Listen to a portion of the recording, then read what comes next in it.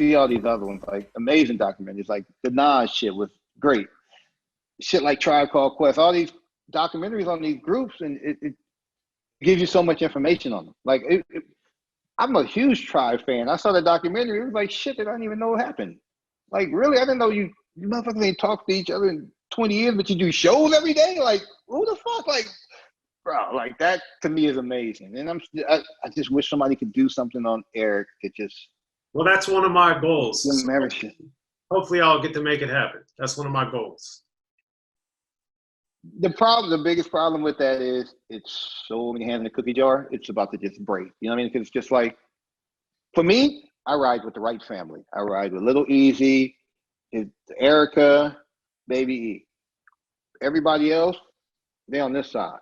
I don't ride with them. So it's just like, if this side can't come get along with this side, it's hard to get shit done because you got all these hands and everybody wants to claim their father. Everybody wants to claim the dude that they was fucking. It's too much shit. And then you got Tamika thinking she's sitting on the hill and she doesn't want anybody to do shit, but then she tries to do shit. You know, she sparked the movie. She was trying to do some shit without anybody. And then they told her, hey, look, you get everybody else involved, we can make something happen. Dre wasn't involved at all at first. He said no. No.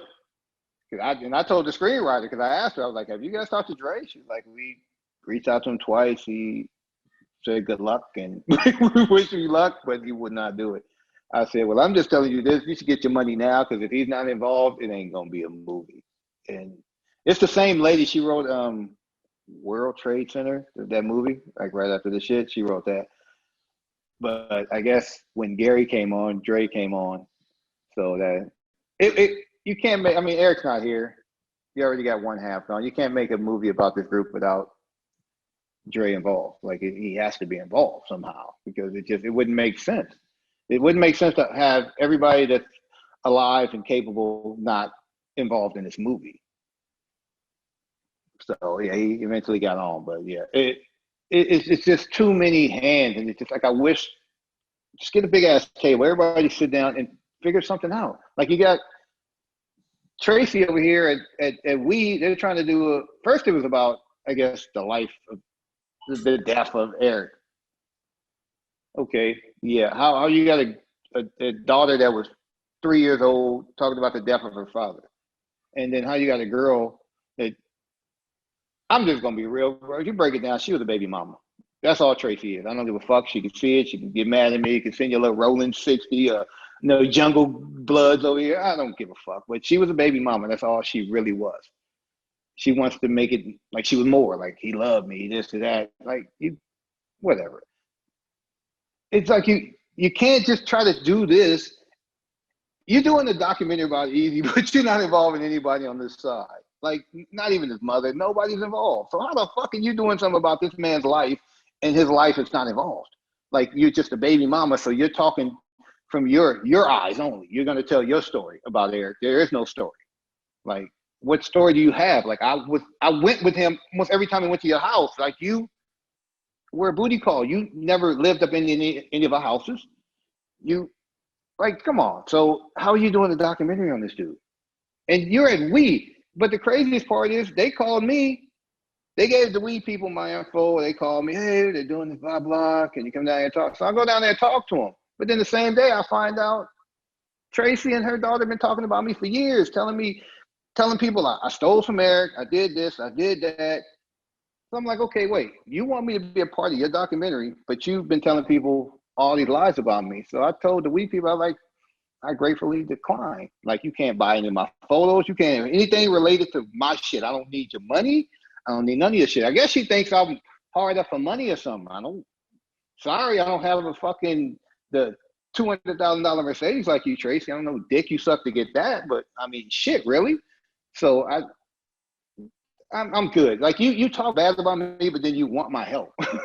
Like, what kind of shit is that? Like, obviously you need my help, but obviously you're not getting it. You can't even buy my photos. You can't even put a blank check in front of me for those. So good luck making a documentary with the people that you have, which is basically nobody, because you didn't involve anybody in the family. It's not one family member on this side involved in that.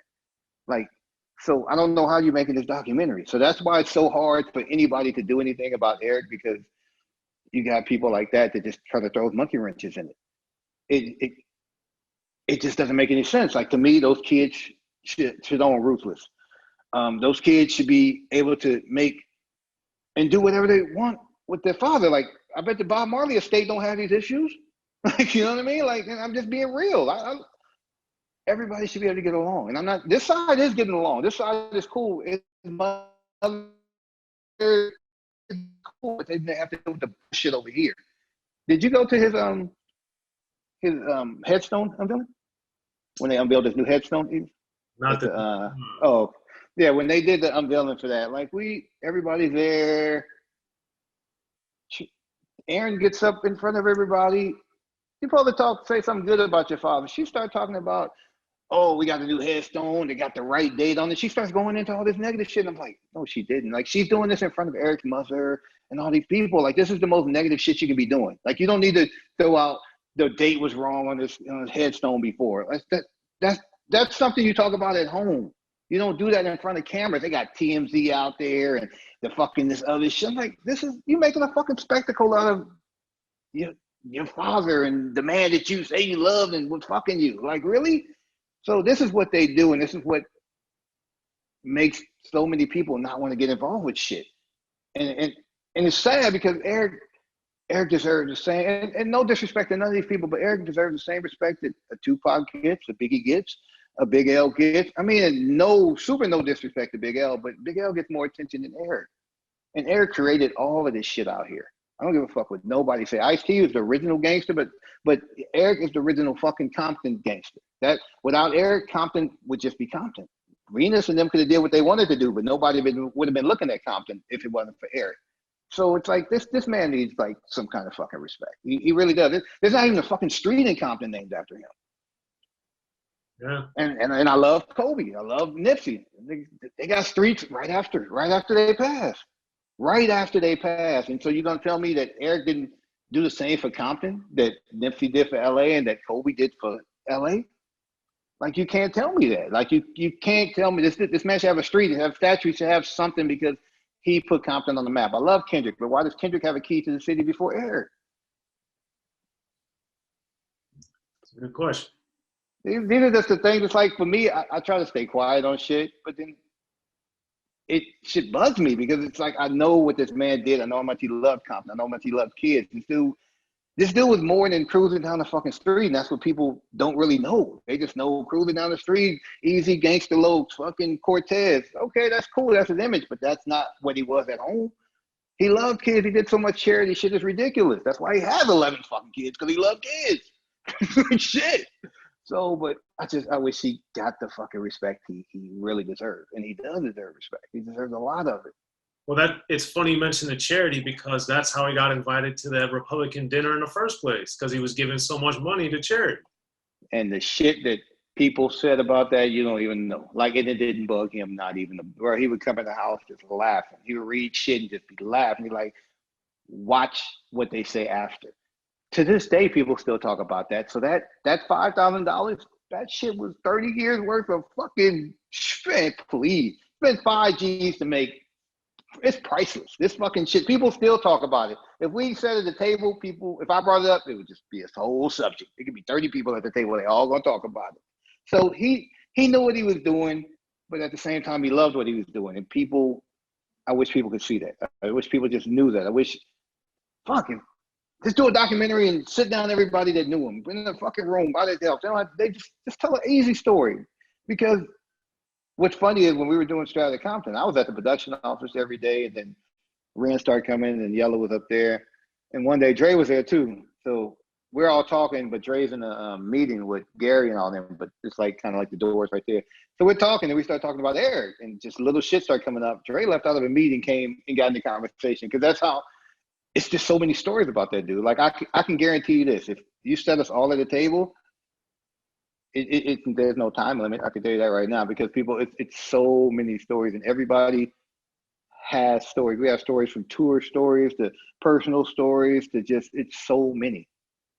And it's just, I wish the world could hear some of them. Some of them, I don't think they want the world to hear. But then the others, I would just wish that people could hear it. Like they just, because then they'll really know what Eric was. Like they know what Eric is. They know what Eazy is. They don't know what Eric is.